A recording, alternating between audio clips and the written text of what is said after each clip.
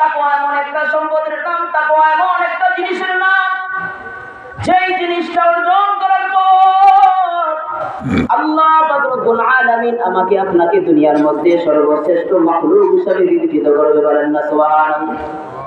আমাকে আপনাকে সবচেয়ে বড় দামি বানিয়ে দিবে, যে জিনিসটা অর্জন করার পর আমার আপনার সম্মান বেড়ে যাবে। আল্লাহ পাক রব্বুল আলামিনের নিকট তাকওয়া ওয়ালা অন্তর অনেক বড় দাবি, অনেক বড় দামি।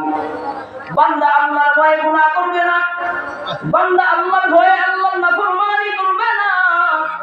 এমন অন্তরওয়ালা, এমন দিলওয়ালার মানুষের দাম আল্লাহর নিকট বড় দামি। এমন দিলওয়ালা মানুষ আল্লাহর নিকট দামি, এমন অন্তরওয়ালা মানুষ আল্লাহর নিকট দামি, যে অন্তরের মধ্যে একমাত্র আল্লাহর ভয় থাকবে, যে অন্তরে আল্লাহর ভয়ে গুনাহ করবে না।